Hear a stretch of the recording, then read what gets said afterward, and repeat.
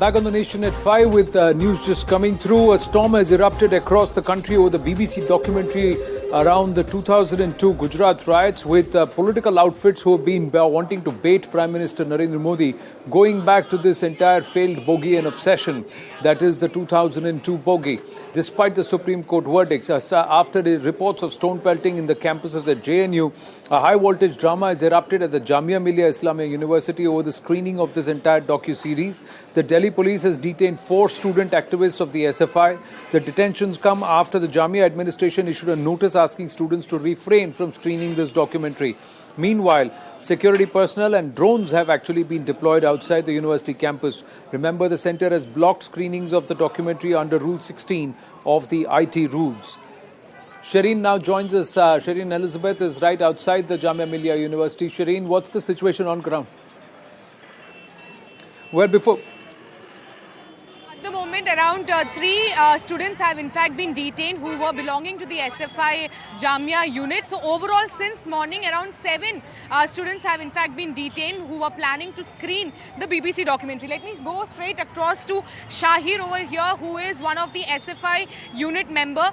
Now what? Now 7 people have students have been detained. So what is going to be the SFI plan now? Actually, we are trying for the best possible ways to screen the documentary.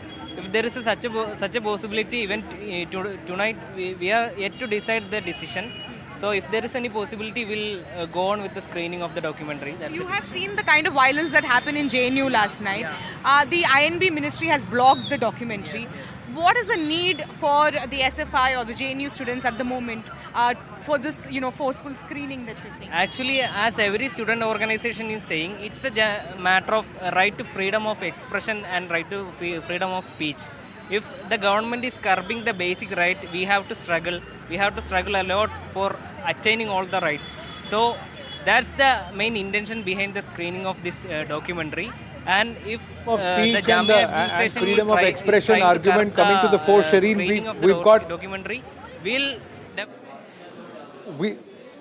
we've got news coming through where Jamia VC Najma Akhtar has said that the SFI wants to disturb peace on the campus. The administration will never allow this behavior. Jamia will take action against students if necessary for disrupting peace on the campus. So very clearly a position taken by the Jamia VC Najma Akhtar, saying the SFI is there with the intent to disturb peace on the campus, and that will not be allowed. Shireen now with us from Jamia. So they're using the freedom of speech and freedom of expression argument at this point, Shireen. But this is something which is devoid of facts, goes against the ruling of our courts. And that which the government believes is done with a nefarious intent. Well, those were the questions that was in fact asked to these students, because I want to get more voices for you, for the students. Let me go across to Leah also, who is the fraternity member. The government says this is propaganda. This is nothing, all false intentions are being shown in the movie.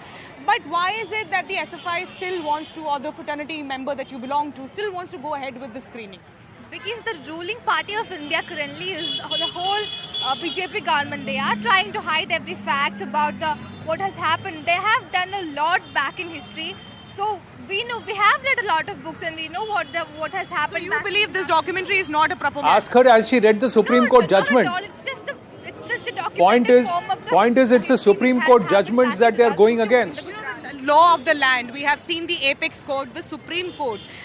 Even they have not. They have exonerated after 16 years of this case being in court. Shireen, have they even got the facts right? The SFI.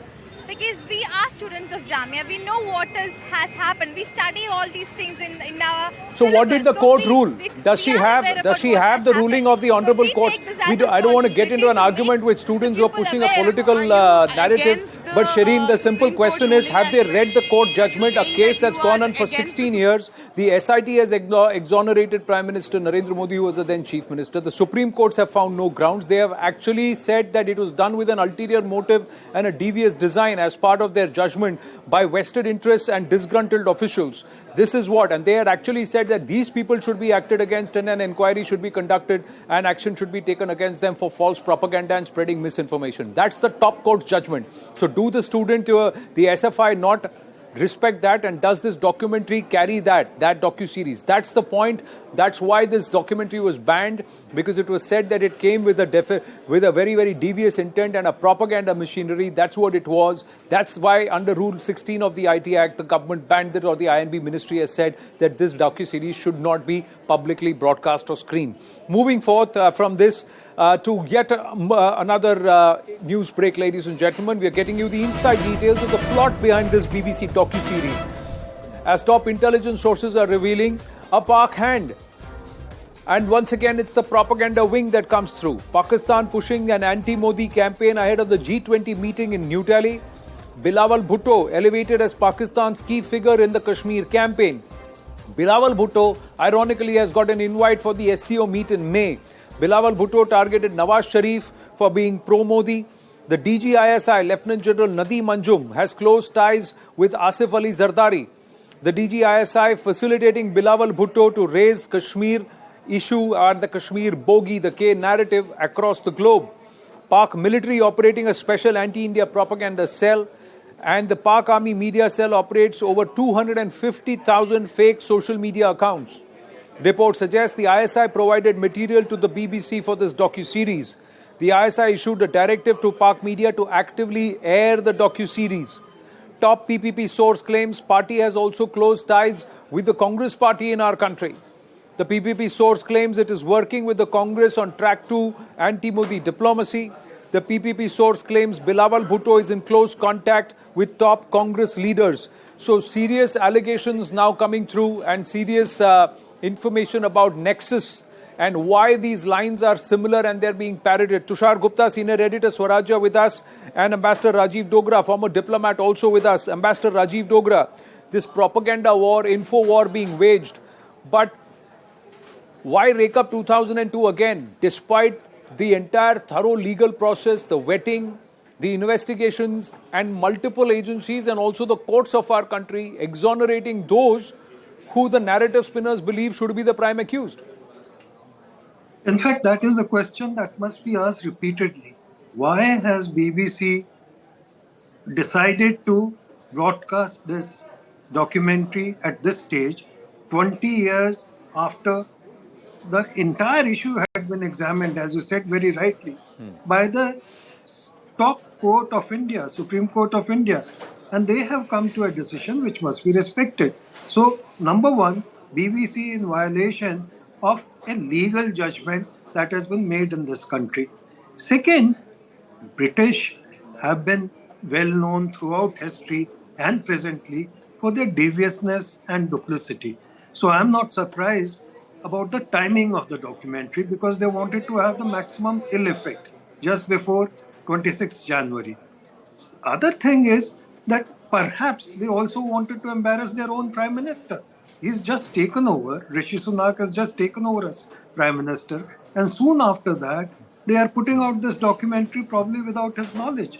The third thing is, again a coincidence, that a Pakistani origin member of parliament, the very next day after the first part was shown on BBC television, the very next day he asked a motivated question in parliament, to which Prime Minister Sunak said very clearly that I don't agree with this characterization.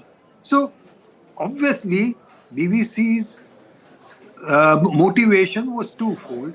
Number one, to embarrass their own Prime Minister. Number two, to have a division in Indo-British relationship, which is going on smoothly or reasonably smoothly.